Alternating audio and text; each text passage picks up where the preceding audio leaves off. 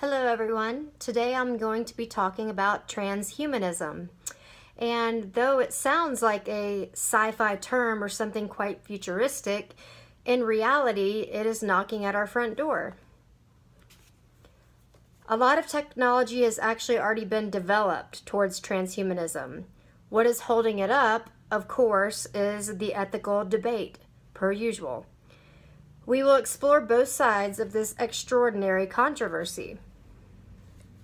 The term transhumanism was coined in 1950 by Julian Huxley. Huxley believed that Homo sapiens are the sole species whom are able to understand evolution from its beginning to its end. Therefore, this gives us the moral obligation to manipulate the future of evolution. Like Huxley, transhumanists believe that humanity must either get extended or that there will be nothing left for us. Aging is the precursor to illness and death, so anti-aging medicine is crucial to transhumanists. Do you guys think a monumental change to our society would be ethical when it stems from such an atheistic point of view? Transhumanism is the modification of the human organism to correct disease, deficits, and death. It is the enhancement of our current state of living and the expansion of our evolution or our lifespan. Let's talk about some of these enhancements first. Transhumanists have high hopes that we can accomplish things like making the lame walk, the blind see, the deaf hear, and the unknowing know.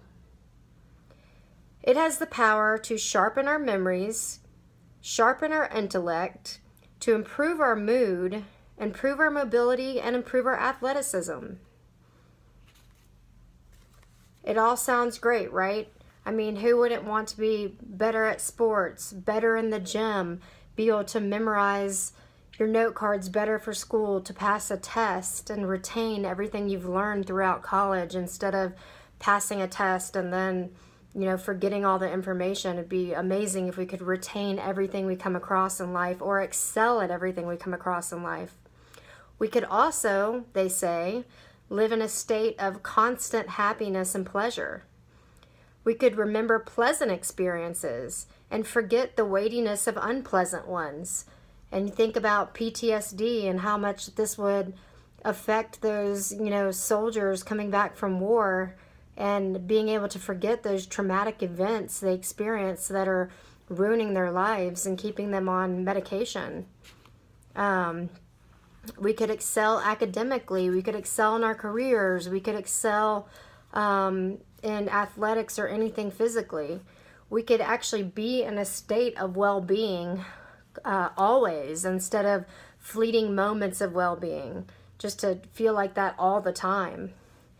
But the downside is, what if tampering with one area of the brain has an unintended domino effect on the rest of the brain? We don't know enough to be able to alter one area and think that it's not going to affect the whole. So an example, what if your beloved mother who has dementia is brought back to personhood through these technological advances, enabling her to recognize you again for the first time and interact with you? That sounds wonderful. We'd all love to have, that grandparent back or parent. But what if this enhancement has side effects, like other parts of her brain have changed and she has a different temperament or personality, and a person that you've known your whole life, suddenly you don't recognize? And is this truly how you would want to remember your parent, or would you regret bringing them back or, altering them in any way, because now you've, the last memories you're going to have are this completely different person? And that is a risk that we run because we just don't know the outcome. And usually it seems like we don't know the outcome till we've, done something and it presents itself. It's always like afterwards, the after effect. It's never, you know, evident to us beforehand. Okay, so then think about, suppose we are always happy. That sounds great, but how would we ever experience the floods of joy and the significant moments in life, like having a child or getting married or, making 100 on an exam, winning a trophy? How would we ever have this accelerated joy if we were living in a constant state of happiness? If we're not able to feel any lows, there's probably a good chance we're not going to be able to feel any highs either. And I don't know if it'd be worth trading the highs to not feel the lows. And also think about, would being happy all the time rob us of our need to grieve when we're experiencing something like the loss of a loved one? What if you weren't able to grieve? It would just be like your soul's missing something that it needs to do. Would this constant feeling of contentment leave us void of empathy for victims, not seeing pain or crime as a big deal? If we were always in a state of happiness and nothing was shocking to us or nothing was really harmful to us, then we may not see crime as a big deal or victimization and not give it the attention that it needs, and it may even affect our own integrity as a person. And also, would this constant feeling of happiness expose us to danger and put us at risk? Because if we're unable to experience stress, how would our bodies know how to handle danger when we wouldn't have a stress response of fight or flight? Transhumanists do acknowledge these risks, but it seems that they prefer to bask in the idea of a new utopic immortal world, a heaven on earth. And then we have to wonder, what implications does this have for religious beliefs?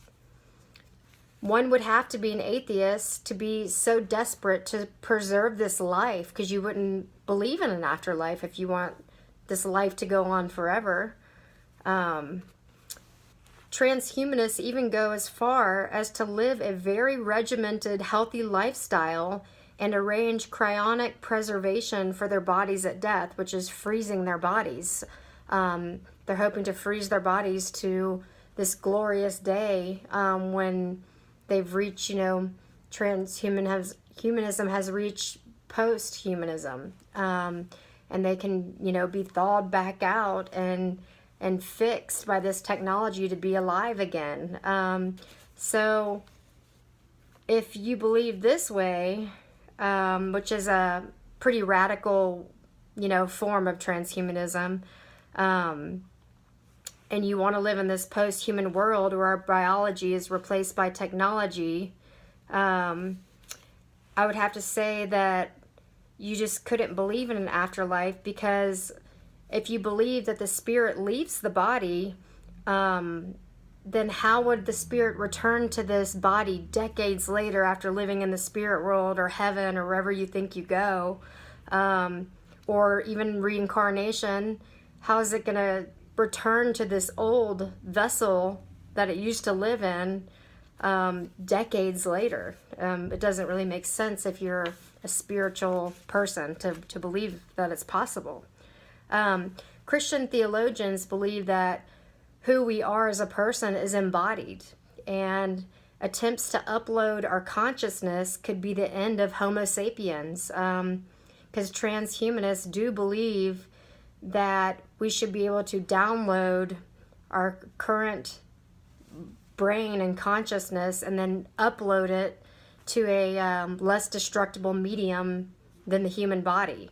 And so a lot of people think that's, how can you possibly upload someone's consciousness? Transhumanists do like to reference the Bible, saying that we are made in the image and likeness of God to justify immortality, to justify a heaven on earth. The more radical transhumanists, there's weak transhumanists and there's strong transhumanists.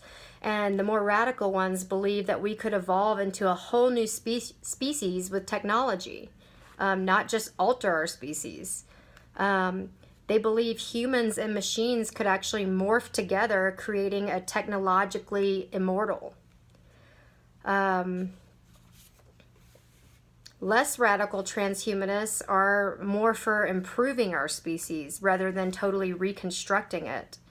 They just look forward to the benefits, like the handicap being able to obtain prosthetic limbs, or placing a chip in the brain to help them with paralysis and cognitive functioning, and just a unfathomable improvement and just medical advances.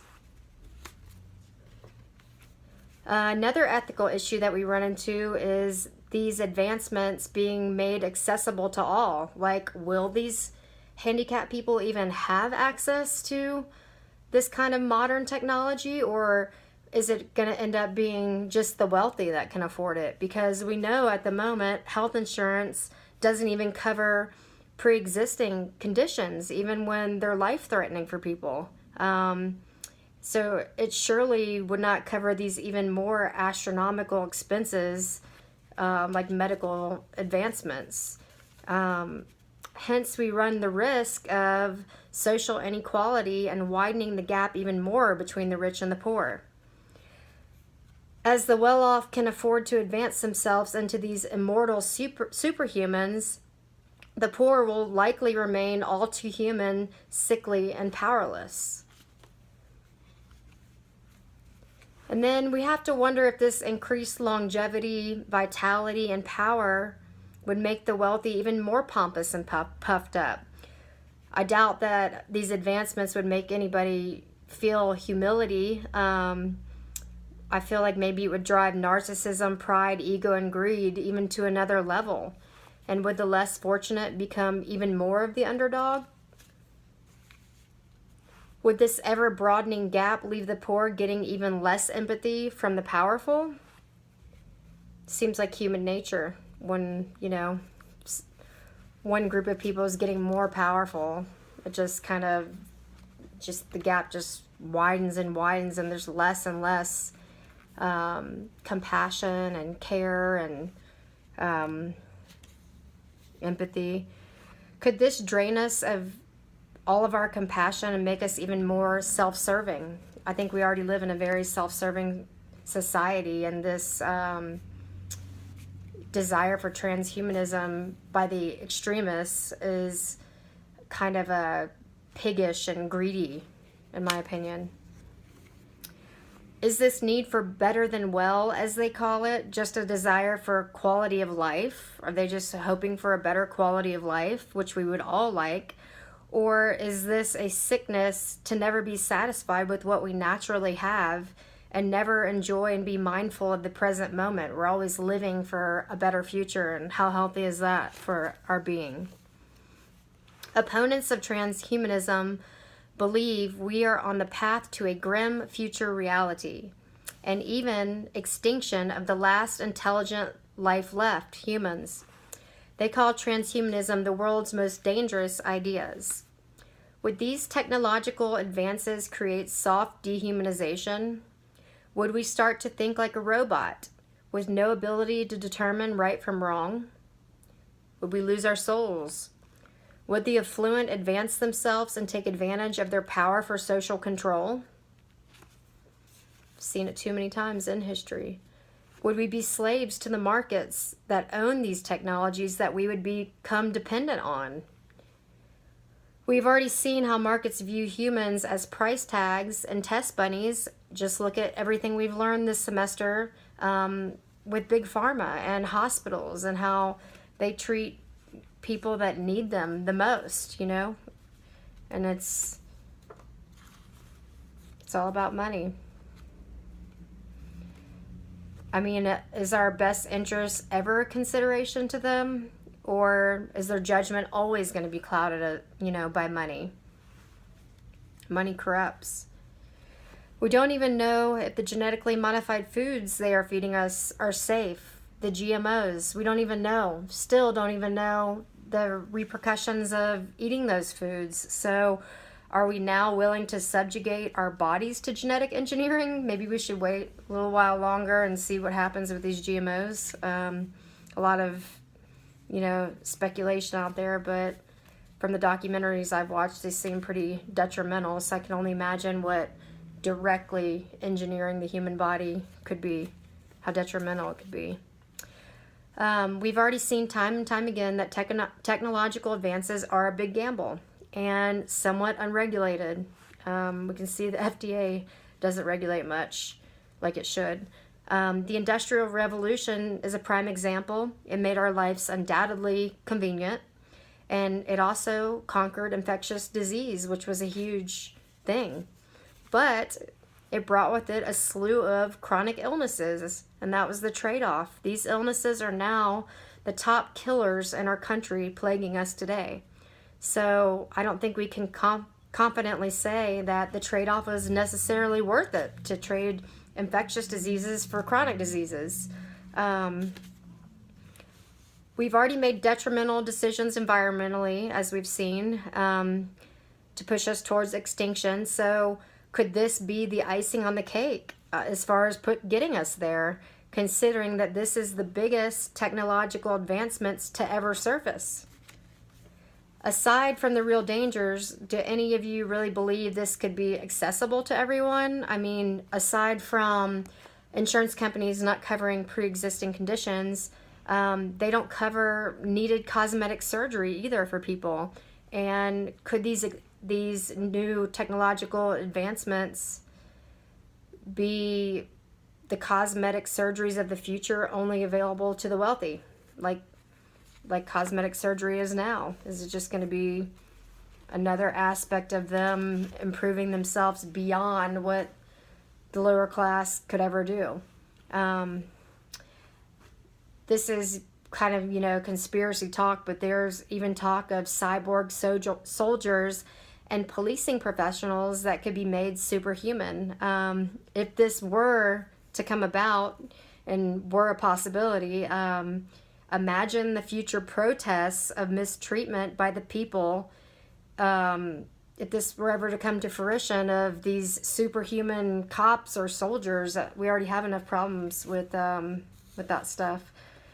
And is this thirst for gain and pleasure hedonistic? Might we lose even more of what we already have for the fulfillment of the elite? Or would we all be gaining with this type of technology and these medical enhancements? And so really the conclusion and the end question is this progressive evolution like Julian Huxley had hoped for, or is this extinction? Thank you for your time.